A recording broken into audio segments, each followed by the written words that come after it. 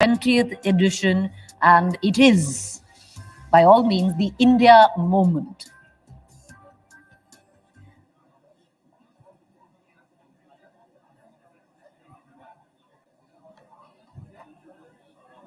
May I please ask you all to settle down? Do settle down. The niceties, the hellos this morning, save it for after the session. We are ready to get into our first session, and let me introduce you, ladies and gentlemen, to our opening session on day 2 of the India Today Conclave, Global GPS, War, Markets, Power Shifts, and India's New Voice in the World. This session is brought to you by Radhiko Khaitan. To take it from here and to introduce you to our speaker this morning, I want to hand it over to our sessions moderator, Rahul Kaval, News Director, TVTN, and Managing Editor, Special Online Projects, Executive Director, Business Today.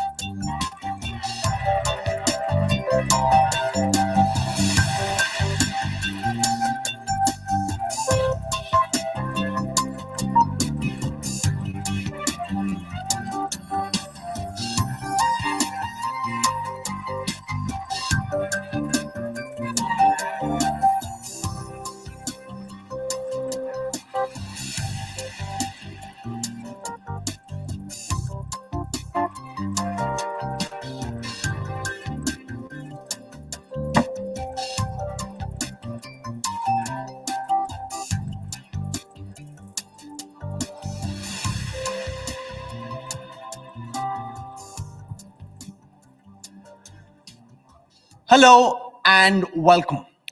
In diplomatic circles, the success of a summit is often defined by the outcome, which is usually outlined in a joint communique.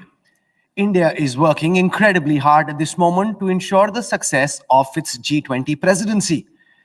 But this is also at a time when the world is engulfed in a massive geopolitical crisis. The conflict between Russia and Ukraine makes it very difficult to get G20 countries to agree on a common language and framework. In many ways, this is a diplomatic nightmare. If this was cricket, think of it as having to bat on the pitch of Indore. The ball is turning so much that every batsman is having to struggle. Our special guest this morning is considered by many as the finest diplomatic mind in India of his generation.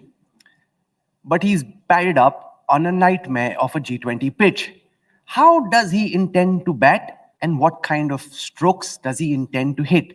Ladies and gentlemen, at the India Today Conclave, join me in welcoming to the 20th year of the Conclave, India's super sharp Foreign Minister, Dr. Subramaniam Jaishankar. Can we have a warm round of applause, please?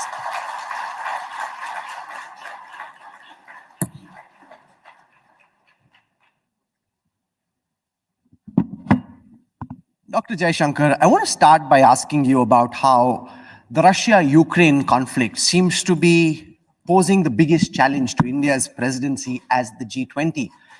How are you trying to overcome this global geopolitical conflict, which seems to be tearing apart any plan you may have to show the G20 and India's presidency as a massive success? How are you batting on this dangerous pitch? First of all, Rahul, let me say it's a great pleasure to be back. At Indore, first you got to manage the curator, okay, to make sure that you don't have that much turn in the pitch that early. I think we did a decent job in 2 meetings so far, the finance ministers meeting and the foreign ministers meeting. How do we manage? To me, it's not just a question of managing the big geopolitical divide right now. It's a question of getting the G20 to go back to its original mandate. The G20 was invented to look at global development, to look at global growth, to address challenges to it. And what we saw last year was that that entire agenda got sidetracked by the Ukraine conflict and the debates that accompanied it. It was a particular concern for us because the consequences of the Ukraine conflict have actually aggravated what is already a very distressed global situation. You had the COVID, you had even pre-COVID, you had issues of debt which were increasing. The energy spike, the food shortages, the fertilizer problems, these are actually big concerns of much of the world. But when you looked at the G20 for the last year, these concerns were peripheral. You could say understandably, the focus was entirely on the Ukraine conflict. So our first effort is really to get the G20 refocused on what it should be, its mandate. I think we succeeded in large measure in both the meetings which have issued documents so far. We were able to get a very, very substantial agreement. For example, in the foreign ministers one, there were 24 paragraphs, and many of these global concerns, health, debt, finance, even terrorism, counter narcotics, all these we had agreement on. What we did not have agreement was on the issue of whether the Bali consensus, which was forged last November, in which we had a role as well, whether the Bali consensus could be rolled over for this year. And here, the Russians and the Chinese took a view that they would not agree to that. So what we did was we actually produced a hybrid document, you could say, which was a chairman's summary for those two paragraphs and an outcome for the rest of the document. But your opponents in politics and quite a few diplomats have highlighted the absence of a joint communique, saying that oftentimes the success of a summit is determined by the outcome, which is laid out in the joint communique. Given that you didn't have one in the finance ministers meeting and then in the foreign affairs meeting, your opponents will have their swords out saying Jaishankar has failed, India has failed, that nothing really came out of this G20 presidency except a chairman summary. How do you view this? Chairman summary and an outcome document. That's what it's called. How do you view this concern around because the same challenge could potentially persist to September, which is when G20 heads of state come to India for the leader summit? Look, opponents will have the swords out no matter what, especially in our current state of politics. But if you look at it in a more informed basis, which opponents rarely do look at the Indonesian presidency. They actually went through a series of chairman summary till the very end, where finally with our collective efforts, we were able to get a Bali declaration. So if you're asking me how am I doing with respect to that, I've actually got a chairman summary and an outcome document. I've got out of a document of 24 paragraphs, I've got agreement on 22. So I would say in the given circumstance, I'm frankly doing as well as anybody can do. Now, you have people, you see, unfortunately, or you could say this is part of being in opposition. You can take positions which have no sense of realism, no sense of responsibility, as though a very serious conflict requires a diplomatic event in Delhi to be breached. There's a much bigger problem going on in Ukraine. The problem is not going to be sorted out in a conference in Delhi. The problem is going to be sorted out out there on, in Ukraine. So I think it's a non-serious proposition you're making. What are you hoping, Foreign Minister, would be India's legacy from this G20 presidency? There's a lot of commentary in the West about how seriously India is taking this G20 presidency. What are you hoping will be the lasting imprint? Look, you are wanting me to predict not just a match, but a whole series ahead of time. That's right. I honestly cannot say where we would be in September. Obviously, I would be optimistic. I would try my best. If I were to look at what is already visible, we were the first country who actually consulted much of the world that is not on the table at the G20 about their expectations of the G20. Nobody else has done this. So what Prime Minister Modi did through the Voice of Global Summit Global South Summit. We actually asked 125 countries saying, look, what is it you want? What is it you feel which is not getting through?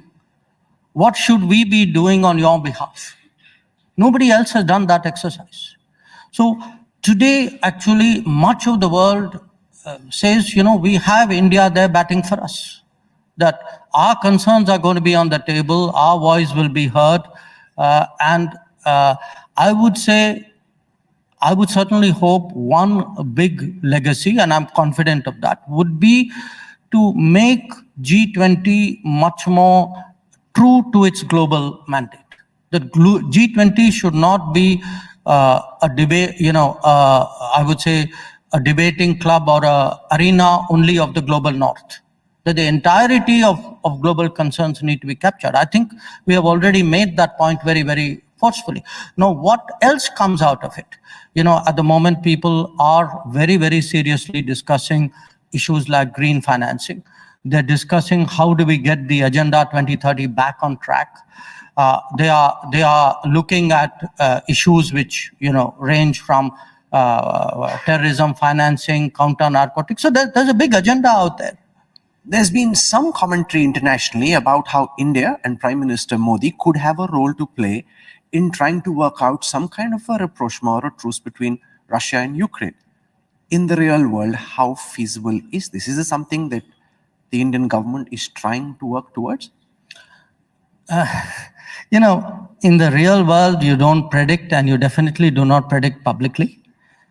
So I won't really give you a more specific response on that, but I do want you to note something. At this time, there are very concrete, very, I would say, specific issues which have arisen from the Ukraine conflict. Wherever there's a possibility for us to contribute, we have tried to do so. I'll give you two examples. When we were at Bali, the Turkish foreign minister actually brought up with me the problems they were having at that time with Russia on the Black Sea grain corridor. And he felt that my speaking to Lavrov would be very helpful. And I did. Okay, it may have made a 1%, 2%, 5% difference, I don't know. But in some way we could help. When I was in Ukraine, at that time, when I was in New York, the Ukrainian Prime Minister actually met me and had some concerns about the Zaporizhzhia nuclear power plant. And he wanted certain issues to be conveyed to the Russians. So I got PM's okay to do that, and then went and, did that with Lavrov. And then there were some consequent issues that we brought up with IAEA, with the Director General Grossi. So wherever we can help, we will. Now, whether the time is ripe for something bigger, is there actually the possibility, are the parties willing to look at returning to the negotiating table? Because at the end of the day, that is what is essential. That, I think, is still a very open question. Now, this is a year where potentially President Xi Jinping could be coming to India twice over, once for the SCO summit in mid-June, then potentially in September. I want your thoughts, Foreign Minister, on India's most important relationship with the neighbor across the Himalayas. What's your reading of the current state of play with China, given the continuing confrontation in the Depsang and Demchok sectors of the line of actual control? This is a very, I would say, challenging and abnormal phase in our ties with China. Why I say that is because from 1988, when Rajiv Gandhi went there, till 2020, the understanding was that peace and tranquility on the border would be maintained. We had two agreements not to bring large forces to the border. It was a very specific set of understandings. There were even protocols on what happens when army patrols meet each other, etc. Now, in 2020, the Chinese violated that. and they violated that, and the consequences of that we saw in Galwan and in other areas as well. Now, we have deployed our troops, we have stood our ground, and the situation, to my mind, still remains very fragile because there are places where our deployments are very close up. And, in military assessment, actually, therefore, quite dangerous.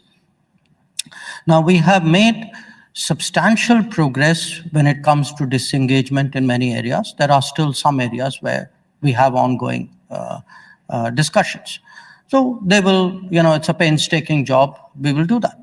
Now, we have made it very clear to the Chinese that we cannot have a breach of peace and tranquility. You can't violate agreements and then want the rest of the relationship to continue as though nothing happened. That's just not tenable. So my most recent encounter in this regard was with the new foreign minister, Chingang. In fact, when the foreign ministers G20 meeting took place. And we had a long discussion about it.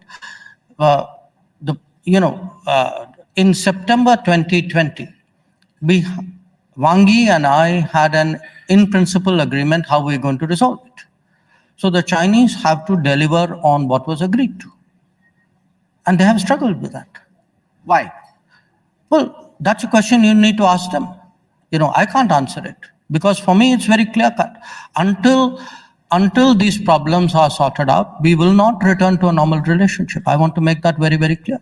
Your opponents say that you're not being totally honest about the extent of incursion, that areas where the Indian Army used to patrol previously have been denied, landmass in excess of 1,000 square kilometers being spoken of.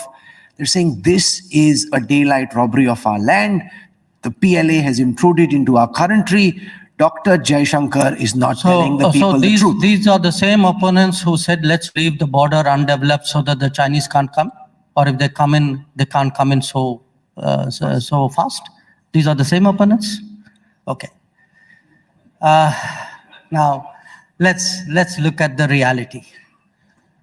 Look, the reality is wherever an attempt has been made to change the status quo, the Indian Army has deployed and countered. Now, it is because of that there has been face-offs and standoffs, and on some occasions, clashes and loss of lives. If we had done nothing, then Galwan wouldn't have happened. Then, what you saw in December at Yangtze in Arunachal wouldn't have happened.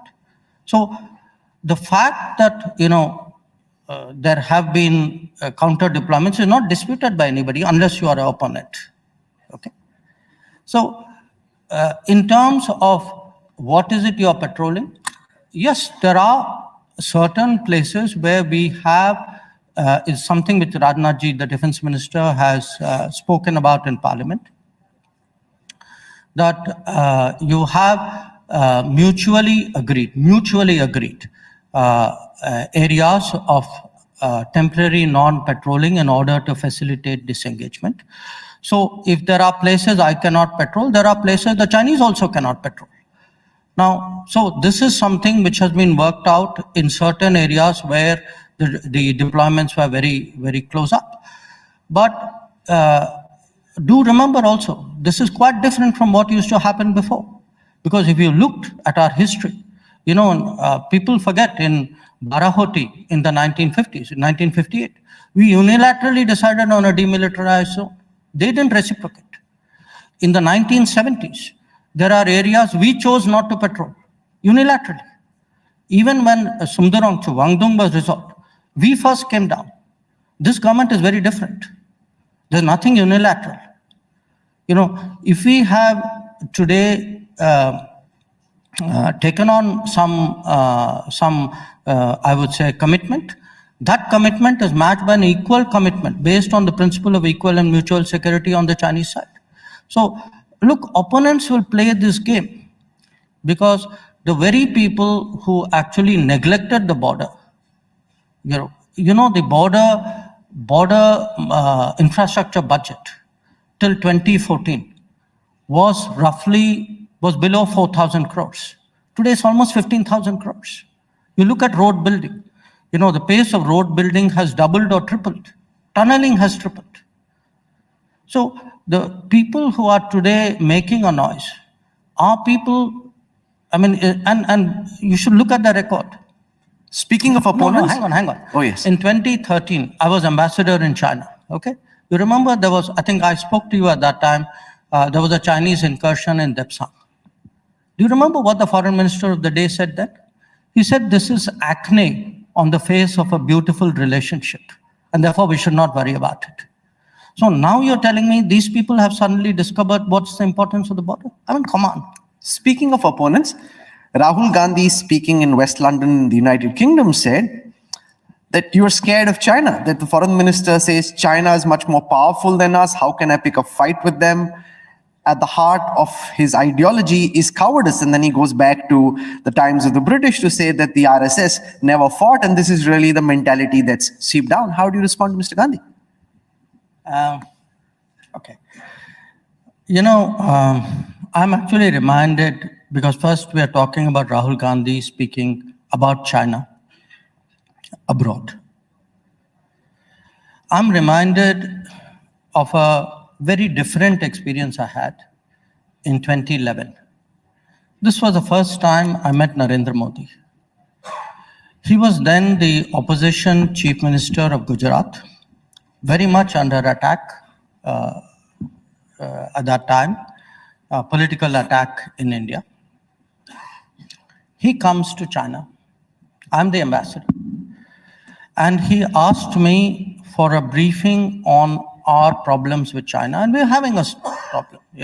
We had the staple visa issue, we had the Northern Command issue, there were a whole set of issues. So I told him that you're the first chief minister who's ever asked for a national security briefing. I'm curious to know why. To which he said, look, I'm an opposition chief minister. I have come to China. I do not want to say anything which is 1 millimeter other than my national position. And I have to be very careful. So I first need to fully understand from you. And two, at the meeting, if you see me deviating in any way, you signal me. I'm reminded of this because when I saw what happened in 2011 and I see what's happening today, I look at the contrast. Now your question. Look, I also, like many others, followed some of what Rahul Gandhi said when he was in UK. Obviously, look, a lot of it is politics. I'm putting that aside. Okay, there's a discount when it comes to politics. I am troubled as a citizen of India. I'm troubled as a citizen of India when I see somebody drooling over China and being dismissive about India. And I'll give you examples. He puts his description suo moto of China in that Cambridge talk. You know what's the word which comes to his mind when he talks of China? Harmony. His one-word description of China is harmony. His one-word description of India is discord. Okay. He talks admiringly of how China is greatest manufacturer, nobody can. And yes, China has done a tremendous job. Nobody. But when it comes to manufacturing in India, he runs it down in every possible way. He says, make in India won't work. When you made Covaxin, the Congress party was saying Covaxin doesn't work. So, it's one, look, you can have objective assessments about the progress of other countries. There's nothing wrong with that. But in this current situation, to talk up, a competitive relationship and to worse, do down your own country. You're telling me I'm scared. I'm asking you, why is somebody undermining national morale like this? And it's not just, economy. Let's even look at security. He talks about connectivity. He speaks admiringly in the same talk. He's spoken about the Belt and Road. he compares, very poetically I must say, he compares Belt and Road like the yellow river in China gushing forth. Guys, the Belt and Road goes through POK. It violates our national integrity and sovereignty. He doesn't have a word to say about it. So I think, when, to use Dr. Pillsbury's term, when panda huggers try to be China hawks, it doesn't fly. Interesting. Now that you've mentioned Michael Pillsbury, I want to refer to a few things from his book.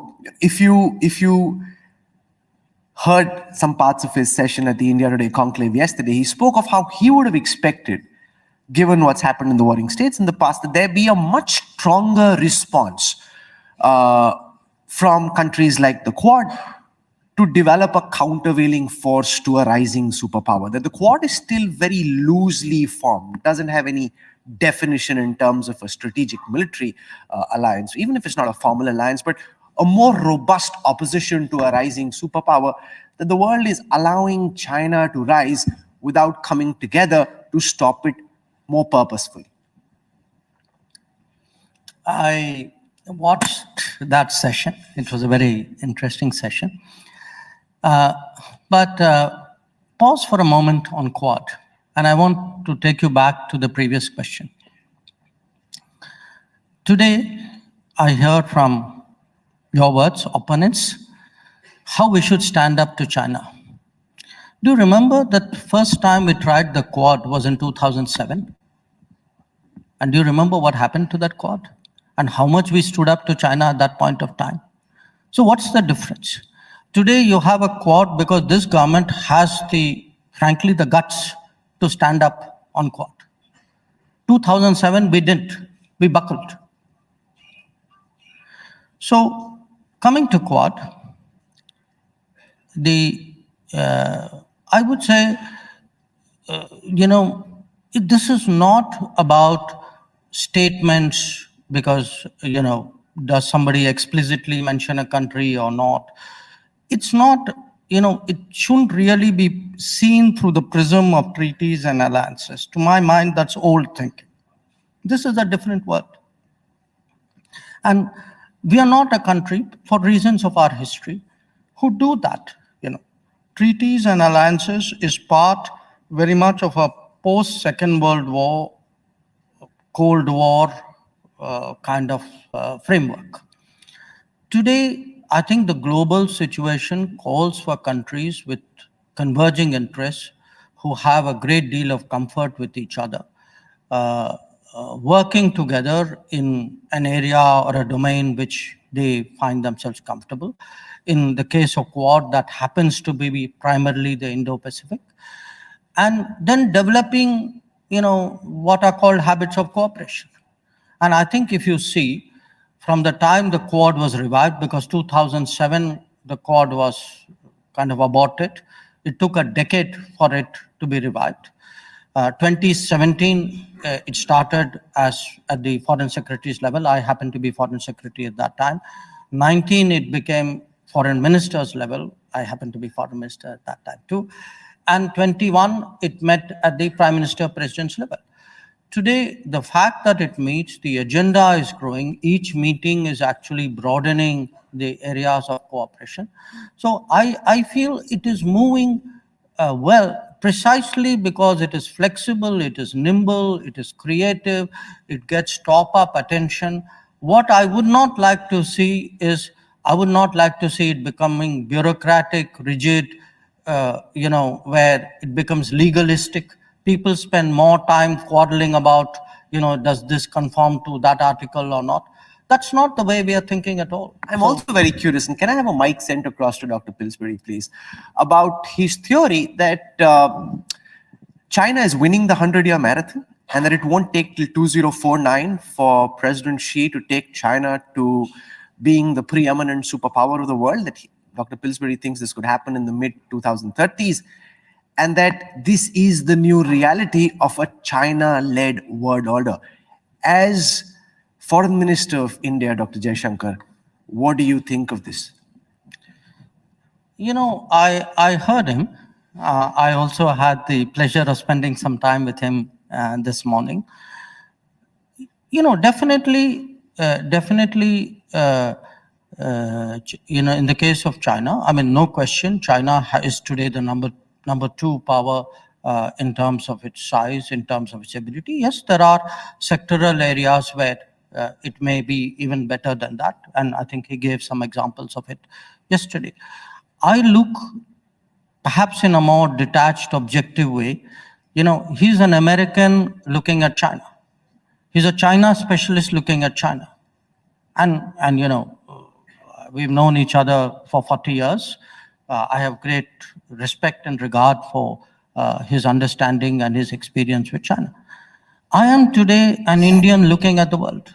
I'm looking at both US and China and a lot of other factors, together. I don't think, it's a binary situation. I don't think the world anymore can be analyzed in terms of a binary competition. I accept that, that these are, I mean, looking at them, that US is still number 1 and China today, you could say in many ways, follows thereafter. But I think the situation is much more complex. There are many more variables. I am, as a student of history, I'm quite reserved in my judgments about the future, where they go, how they happen. And I come back actually to the theme of your meeting today, the India moment. Because, and I would actually, rather than moment, say the moment is the batsman has just taken the crease or just a little while ago. I think there's a full innings to be played. That innings is called Amrit Kal. It's a 25-year innings which is to be played. I think we have today set ourselves up. We have set ourselves up not just by foreign policy moves, because you have to do the deep domestic changes which are necessary for the rise of a power. China did that. Had our opponents done what they should have done during that tenure, we would be in a very different position. We don't have the deep industrial strengths, the deep technology strengths of China, because that kind of thinking was never there. I mean, if you look from, leave alone the 1970s and 80s, which were a disaster economically. You look even after the 1990s, where was the focus on building deep strengths? Instead we went for globalization mantras. So my point is, my takeaway from what he said, and from his books and from our many conversations from him, countries have to build deep strengths if they have to have global aspirations. Today, Make in India, Atmanirbhar Bharat, the kind of things we're doing, even improving human resources, skills, educations, nutrition, all this is part of a metrics. Dr. Pillsbury, you spoke of China's rise to the top of the world by the middle of the next decade. Dr. Jaishankar, Prime Minister Modi, and the Indian government are working towards what they call Amrit Kal, the rise of India to the top. How do you square these two things off, given the fact that you're estimating China will rise, and many like Morgan Stanley are thinking that India is witnessing a once-in-a-generation rise in global power? Dr. Pillsbury. I would say that the world is watching the India moment. The Indian political leadership has within its hands the chance to be sure that the world is not ruled by a dominant number 1 China. In many ways, it's up to India to decide what to do. And it's very scary, if I could use that word, to see Rahul Gandhi's comments about China. We have a few people in America who think the way Rahul Gandhi apparently thinks about China, that harmony is the key feature of that country. Almost all those people, the old panda huggers, they have changed their minds. They have come alive. They realize there's a global challenge from China. And if you carefully read Dr. Jaishankar's book, The India Way, you will see in there his proposal that India should play a shaping role in the global order, partly as a voice for the global South, but for other reasons as well.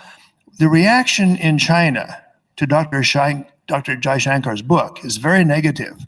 They don't like the idea that India could play a role speaking for the global South. They believe that's China's responsibility. So this challenge for the future of the India-China relationship, that's something I wish I had devoted more time to many years ago. But I now see India as the world's chance to be sure that China does not become a dominant, aggressive, and dictatorial society. That's interesting. I also see we have a bit of a mutual admiration club here. Dr. Pillsbury, when he came yesterday, carried Dr. Jaishankar's book, The India Way. And I just heard from Dr. Jaishankar before we started the session that in the last several years, he's probably gifted more copies of your book than anybody else. So you got a good representative here because he wants people to read what you're writing. In fact, the very interesting thing, and I want to refer to some parts of The India Way. We need to give both the books to Rahul Gandhi. Now, the very interesting thing about The India Way, and I refer to this just for those who haven't had the opportunity to read Dr. Jaishankar's book, is that you have a theorist, you have a strategic affairs expert who's also shaping India's foreign policy. And so much of what I grew up reading, and so many other people would have read Western thought or Chinese thought, but you're not really linking back the strategic acumen from the Arthashastra, the Mahabharata, the Ramayana, and bringing it to an Indian doctrine, an Indian strategic way of thinking, which is what Dr. Jaishankar tries to do. So, and it's also a great opportunity to engage and debate and challenge you to some questions about balance of power.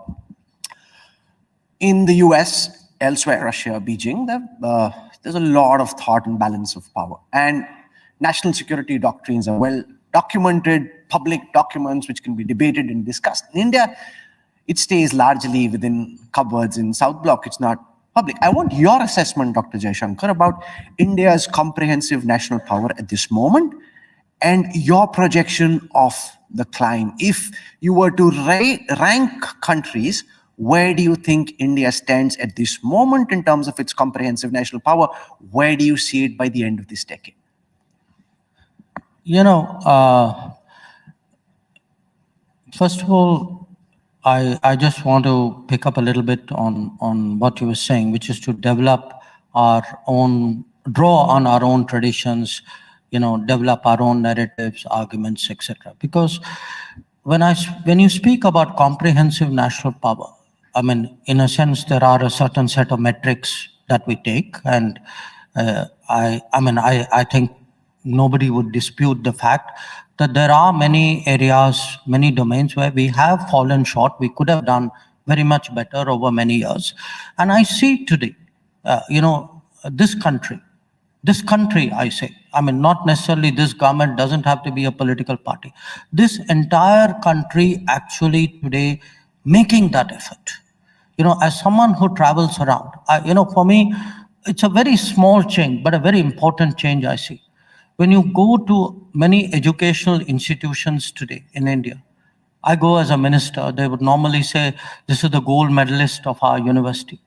Today, they actually say, these 4 people, they are patent holders from our institution. These 5 people, they have inventions they would like to show you. So this country, this society is changing, the younger generation even more so. And we are getting very, very global, much faster than people think. So I am finding, before I came in here, your social media person asked me saying, you are very visible on the social media. It's not because the foreign minister is doing something different alone. It's also because the society has changed and is relating and interacting with that in a very different way. Your question, where do we go? Look, I am absolutely, I think it's stand at this moment. Let's start from there, in your estimate. We stand fairly high because if you take the totality, the comprehensive national power is a kind of a net assessment of our capabilities.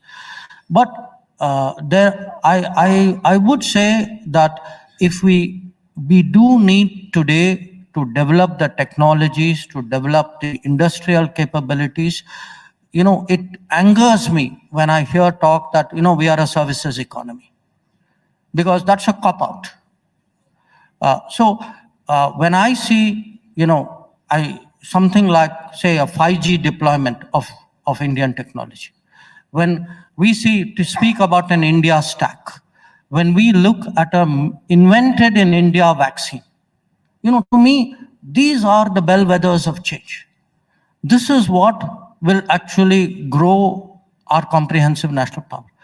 When, again, in defense, it's a domain you're very familiar with. When we are stressing make in India and defense, we are ourselves discovering there's so much more that we actually were capable of producing. It's just that there was no policy, there was no pressure on us to produce. It was much easier to get it from outside. So, look, this decade for sure, it's a general expectation in the world that we would end up as the third most powerful nation by the end of the decade. That's the general global consensus. But as I said, I'm thinking an era. Not I'm thinking an era. I think the country is thinking an era. That we are looking at a 25-year time frame. It's the first time, in fact, in this country that people are saying, let's think 25 years ahead. Let us plan for 25 years ahead. A lot of things we are doing today, you will not see the results even in 5 years or maybe 10 years. You will see it beyond that. Given the fact that Russia and China are getting closer, we saw China play a role recently in trying to broker an agreement between Saudi Arabia and Iran. Is it inevitable, you think, that the world will be split into two camps? India will have to choose, most likely being with the United States? Or do you see India as a third pole in a world dominated by the United States and China? I think we will see not just third poles, we will see multiple poles. We will see multiple poles. And when it comes to India-Russia, I put it to you that it is actually a uniquely stable relationship. If you were to say 1955, I take as the first inflection point. From the time when Russia committed, Soviet Union then committed itself on a very core issue of India's national security. Russia has been through tremendous ups and downs over this period. We have our growth has been more organic and relatively uninterrupted. But through all of this, India-Russia relations have remained extraordinarily stable. And I put it to you, there is a deeper underlying convergence, a geopolitical convergence. No question, as a result of the Ukraine conflict, Russia will turn more towards Asia. Okay, I have no problem with that. But I would also suggest to you that when Russia turns more towards Asia, one part of that, a big part of that, will actually be visible in India-Russia relations. And that is already visible actually in trade. That our trade, in fact, has probably more than tripled in the last year, and it's not just oil. There are a lot of other things as well. Will President Xi be coming to India? Look, I'm the foreign minister. This is something you should ask his chief of protocol. What's your sense? You would know. No. I don't do programming. Or if I do programming, I do of my prime minister. I have a question. I'm not sure of what he's going to say, but it's really a question that needs to be asked. And this is really about whether you think that the SCO summit in mid-year and the G20 summit provides an opportunity to push through disengagement along the line of actual control where we haven't been able to achieve disengagement. Thinking, just zooming out and thinking for a moment, it's very difficult for President Xi to come to India at a time when you're so publicly and openly saying that there is a massive problem along the line of actual control. Our relationship isn't normal. Do you think that creates an opportunity to ensure that there is some kind of a true pullback?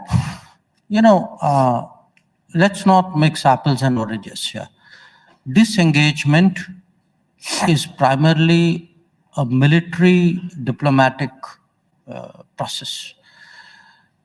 It has to be so because it involves actually sitting with maps, looking at the topography, local military commanders discussing their dispositions and why that is so, and what it would mean if I pull back so much and you pull back so much. It's a very, very granular set of conversations that need to be had. It's a conversation which only, what has been happening over the last 2 years is basically either at a for us a corps commander level or one below that, the military commanders with the diplomatic representatives, in our case from the MEA, they sit and work this out. Don't confuse this with summits and visits. That's a different issue. But there is a larger issue, and the larger issue is this, that if the current state of affairs continues, relationships between us will not be normal. That is a reality. To And I have think an that Indian reality is foreign not minister lost on other people. saying this as openly and clearly as you are is really interesting and refreshing to see. I want to draw your attention to the new American ambassador who's been announced and confirmed, Eric Garcetti. And I want to quote to you what he said about the Citizenship Amendment Act. He was asked during the Senate Foreign Affairs Relations Committee meeting about the CA. He's someone who's spoken up multiple times on human rights and discrimination. He thinks the Citizenship Amendment Act is a core piece of his engagement rather than an obligation. He also says he will work because he thinks that this is discriminatory towards Muslims. Now, you will have soon in New Delhi, from arguably our most important strategic partner, a new ambassador who thinks a key legislation, which is core of your ideological agenda, is discriminatory towards Muslims. First of all, when CA was passed, there was a debate. People in this country tried to make it an international debate. And it was interesting when I went around the world and I explained to different countries that please look at your citizenship criteria and tell me, are you less specific in terms of how you have defined the criteria than we have? Take the United States. There are two very well-known amendments there, something called the Lautenberg Amendment and the Specter Amendment, which actually single out specific communities and specific faiths and give them a faster pathway into citizenship. Not just those. I can cite to you in US, there's a Jackson-Vanik Amendment. There was one, if my memory serves me right, for the Hmong people. So, and this is not just the US. But if you look at Europe, the Germans have a faster citizenship pathway for people of German descent in other countries. There are other European countries who say, you speak my language, you have my faith, you have cultural characteristics. India doesn't have one faith. No, sorry? India doesn't have one faith. Sure. But therefore the question is about him thinking of this being discriminatory towards Muslims. No, the point is that in many cases, the people who are persecuted have nowhere else to go except to India. I mean, if you are a Hindu in Pakistan who's being oppressed, where else will you go other than India? Okay. So, look, somewhere, you should not subject common sense to political correctness. There is a certain reality here which all of us know. Stares you in the face. But your question, what happens when he comes here? Let him come here. प्यार से समझा देंगे. प्यार से समझा देंगे नए American ambassador को. So we're out of time. Ordinarily, a few years ago, if I was doing this session at the Conclave, we would have spent a lot of time talking about Pakistan. We've come to the end of the session. We've not even mentioned the P word. Given what's happening in Pakistan at this moment, Foreign Minister, what's your reading of our relationship with our neighbor on the West? Well, I think our relationship has not fundamentally changed. Today, our relationship is at a low ebb because they have not yet demonstrated a willingness to give up on cross-border terrorism as a primary way of dealing with India. So I think as they move away from that, one has to look at the possibilities. It's been very refreshing to have Foreign Minister Jaishankar explain his point of view and India's point of view, or the India way, going back to Indian scriptures and Indian streams of thought, as opposed to referring just very casually and easily to Western thought or even Chinese thought. And this, I think, is something which really needs to be worked on. Can we have a very warm round of applause as we thank the Foreign Minister for joining us. Eric Garcetti or anybody in the US embassy, if you're watching, प्यार से समझा देंगे. That's the takeaway from the session. Thank you very much, sir, for joining us. Absolute pleasure having you with us. Thank you, sir. Thank you. Ladies and gentlemen, put your hands together for Dr. Jaishankar. May I please request the minister to stay on stage for just about 30 seconds while I call upon Mr. Amar Sinha, CEO Radico, to come up on stage and present a very small token of our appreciation to the foreign minister.